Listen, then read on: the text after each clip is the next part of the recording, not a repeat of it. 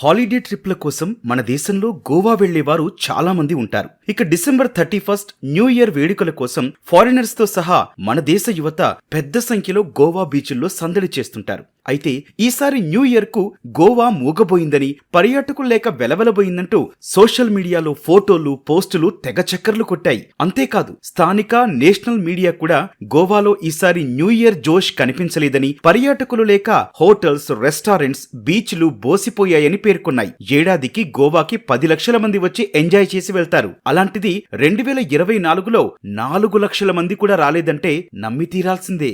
మొన్న డిసెంబర్ 31న ఓ హోటల్లో ఉన్నవాటి కంటే డబుల్ రేట్లు వేశారని అడిగినందుకు రవితేజ అనే తెలుగు యువకుణ్ణి కొట్టి చంపారు. తాడేపల్లిగూడానికి చెందిన రవితేజ కొత్త సంవత్సరం సెలబ్రేషన్స్ కోసం ఫ్రెండ్స్ తో కలిసి గోవా వెళ్తే ఈ దారుణం చోటు చేసుకుంది. టూరిస్టులు లేక హోటల్ యజమానులు అసహనంతో వచ్చిన వారినే అధిక ధరలతో దోచేస్తున్నారు. ఇప్పటికే గోవాలో టాక్సీ మాఫియా, రెస్టారెంట్లలో సిండికేట్ రేట్లు, ఇక ప్యాకేజీ ఆఫర్లతో విజిటింగ్ కి వచ్చే వారి జేబులు గుల్ల చేస్తున్నారు. ముఖ్యంగా తెలుగు రాష్ట్రాల నుంచి గోవాకు విపరీతంగా యూత్ వెళ్తారు. ఈ అధిక రేట్లు, నకిలీ మద్యం, రవితేజ ఇన్సిడెంట్ తో ఇప్పుడు గోవా వెళ్లే అవకాశం దాదాపు తక్కువనే చెప్పాలి. దీంతో గోవాకి ప్రత్యామ్నాయంగా థాయిలాండ్, బ్యాంకాక్, మలేషియా వైపు పర్యాటకులు చూస్తున్నారు.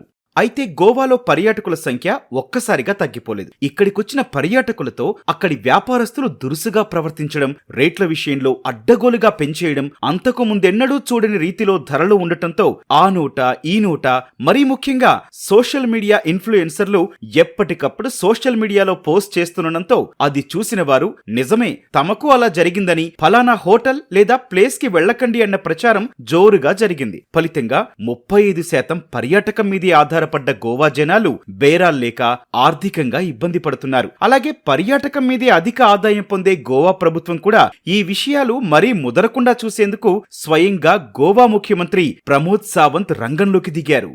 ఈసారి డిసెంబర్ 31 న్యూ ఇయర్ వేడుకలకు గోవాకు పెద్దగా పర్యాటకులెవరూ రాలేదని, గోవా కాదని ఇతర ప్రాంతాలకు వెళ్లారని సోషల్ మీడియాలో కొందరు ఇన్ఫ్లుయెన్సర్లు పోస్టులు చేశారని సీఎం ప్రమోద్ సావంత్ పేర్కొన్నారు. అలాంటి వాళ్లకు తాను ఒక్కటే విజ్ఞప్తి చేస్తున్నానని, గోవాకి వచ్చి ఇక్కడి తీర ప్రాంతాన్ని, బీచ్లను ఆస్వాదించండి అని పిలుపునిచ్చారు. గోవాకు వచ్చి చేదు అనుభవాలతో తిరిగి వెళ్లకూడదని, పర్యాటకులకు ఇబ్బంది కలిగించే వ్యాపారులపై కఠిన చర్యలు తీసుకుంటామని ఈ సందర్భంగా ముఖ్యమంత్రి తీవ్ర హెచ్చరికలు చేశారు. అలాగే గోవాలో శాంతి భద్రతలకు విఘాతం కలగకుండా అదనపు బలగాలను మోహరించేలా చూస్తామని ప్రకటించారు.